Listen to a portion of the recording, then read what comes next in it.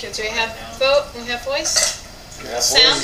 We're on? Yep. You're on. Fabulous. All right, we are back. This is This Normal with Simone and Emily, and we have our wonderful guests, April Flores and Carlos Batts. Thank you both so much. Sure. And it looks like we survived the tape change, which is wonderful. It doesn't always happen. Sometimes technology does not work with us. So, and we've been talking about a whole lot of things. So, if you're just tuning in or just coming into the chat room or whatever, we've been talking about erotica and pornography and queer stuff and BBW and feminist stuff and women-centered sexual experiences and a lot of Carlos's artwork and films and the party that you guys have coming up. Wow. I'm tired already. It's all kinds of stuff. It's great. It's fantastic. It's a whole lot of stuff. We've got this really interesting book and film here that I want Simone to push. Maybe Carlos can help. For Carlos. Yeah. American Gothic. This is not QVC, He looks very happy. unhappy. Want me to help you? He looks very unhappy about this. Actually, this is your Well, I couldn't tell. I was like a schlock. Like, buy my DVD now. My books are available at carlosbats.com. And a limited time only. We have 2,000 copies. $24.95. I can do QVC. I can't. We watch it. We go to sleep to it at 2 This is a.m. so lovely right now in the cover, and it comes shrink wrapped. You get a limited edition CD of music. A CD. You can't download this. Of Macedon, Pig Dystoria, those fans of the Macabre and Ultraviolet. Ultraviolence. And Wow, there's no in and out. not here. Ultraviolence? Ultraviolence, but no in and out love.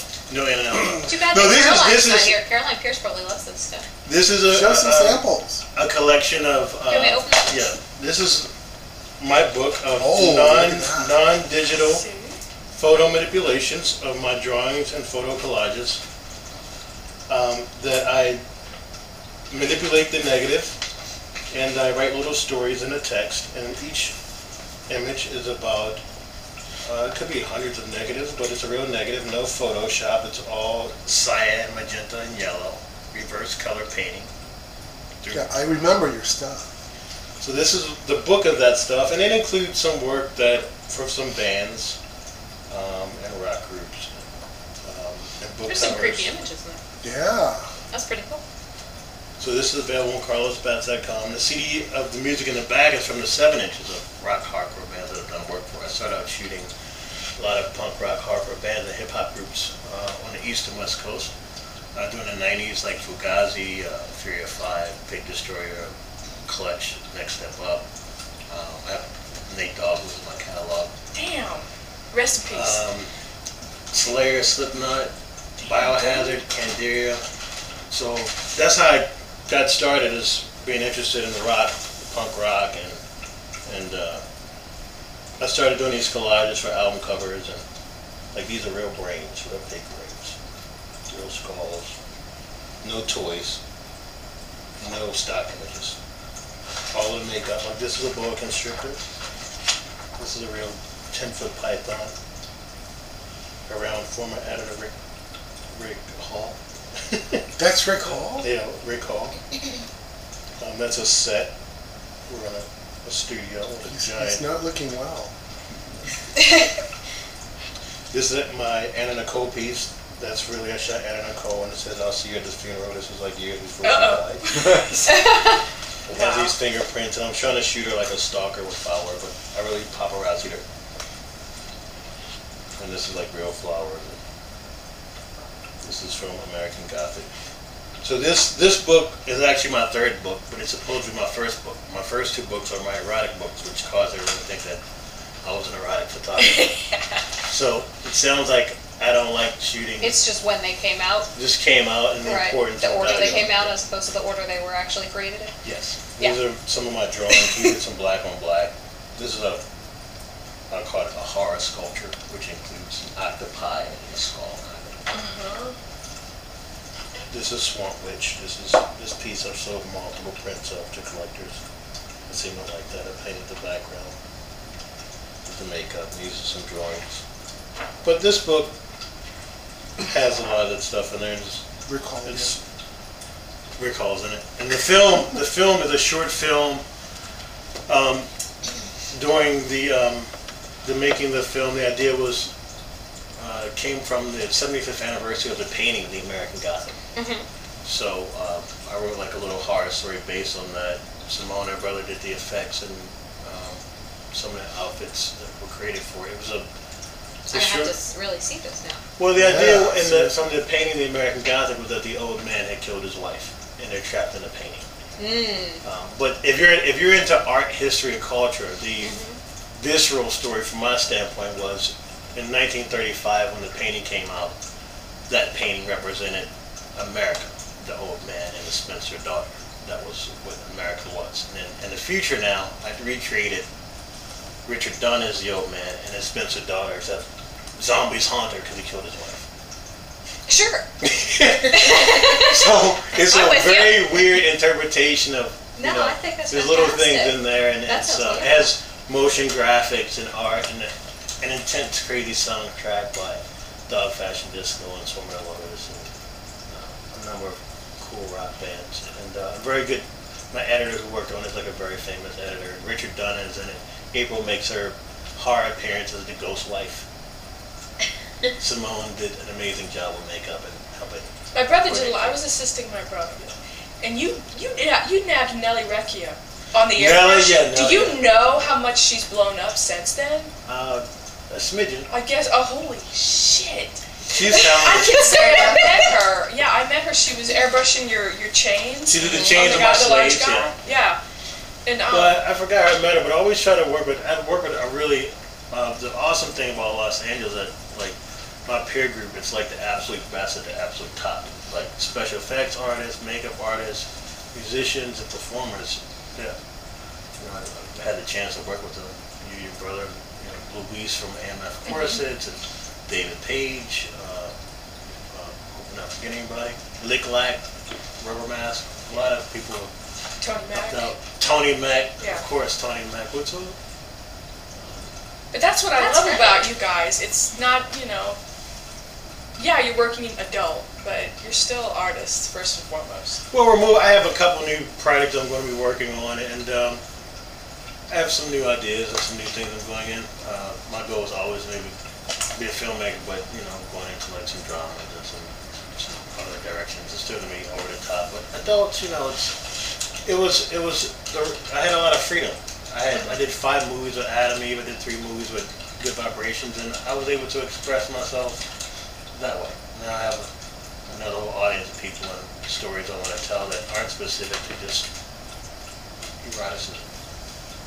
But it's fun and it's great, and I think my films will be around for a long time.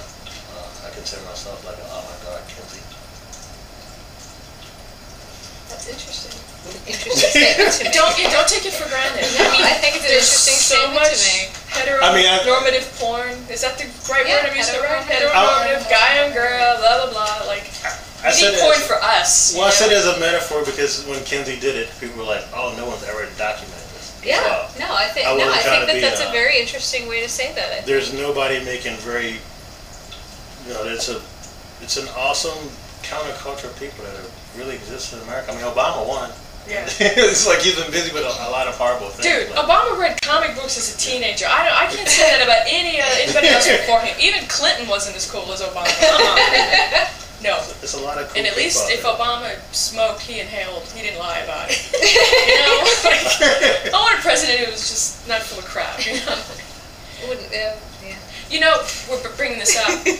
Something like Suicide Girls was so promising. And they're just like a commercial entity now, It was really exciting, like, oh my god, look at all these girls with piercings and tattoos, and it felt like the beginning, even though I know Blue Blood is older than Suicide Girls. But it was exciting to see Suicide Girls kind of hit the mainstream. And I don't mind going on record saying they're not that cool anymore. It's just like, okay. I remember when Suicide Girls first came out, and I thought, geez, I would so love to model for them, but I don't look weird. So I'm like, I don't have tats, I don't have piercings, my hair's not a funny color, but God, I want to do that stuff, because I love all the creepy stuff. And and they wouldn't hire me. when I was doing fetish stuff, and I'm like, oh well, I guess I'm just not weird Well, I enough. think So maybe now I can do queer It's like stuff. they didn't stick to they didn't stick to their real guns of whatever their real mission statement was, you know? Well, what was it? maybe I'm not they sure have- what their maybe they mission have a statement was. statement. I don't really talk about what other people do, but just because you look different doesn't make you different. Exactly. I mean, just Yeah. because you're covered in eccentric pink ink design doesn't make you an intellectual. It doesn't really mean anything. You could be just as vapid as a bimbo. I agree. And I mean, I have a lot of good friends that, like, Charles Gatewood shot people with tattoos. People with tattoos aren't really, like, new girls with tattoos and pink hair. That's not anything new. Who cares? I mean, John Waters did, like, people with red hair and tattoo weirdos, like, you know. But, you know, that was, you know, those kind of things are trends, like, extreme.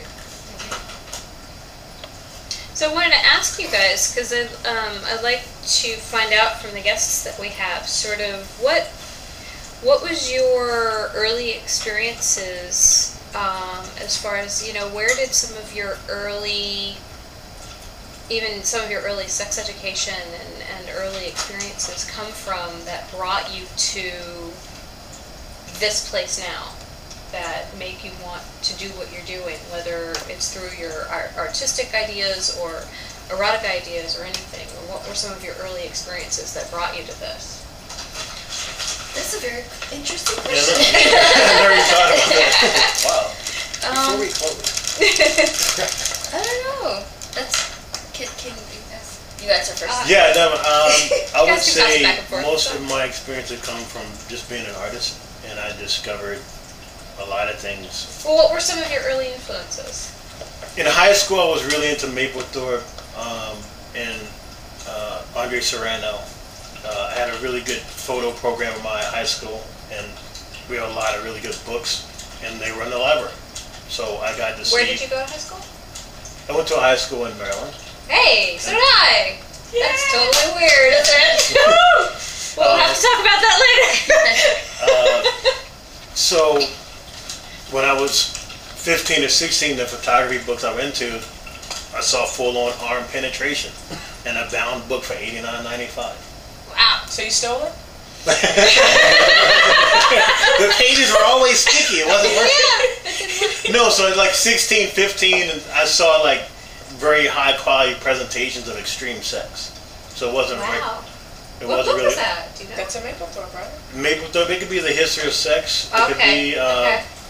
Abaddon's documentation of America. It could be Nan Goldin with her black eye. It could be Helmut Newton for Vogue with women with straddles on the bed for thousands of dollars. I mean, Helmut Newton was my hero when I was 16. It wasn't. I didn't want to be misogynistic, but it was fascinating. The style. It was like it's the highest quality of presentation, and there's actresses and actors.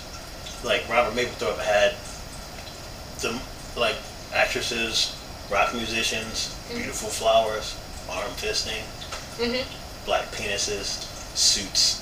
Looked nice to me.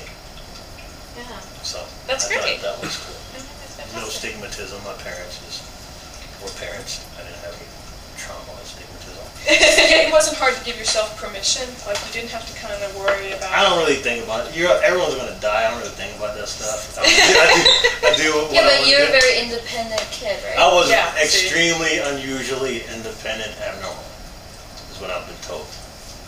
I had books. I like cool stuff. People left me alone. I was great. That means a lot, yeah. Yeah. So I was able to look at those in a very mature way.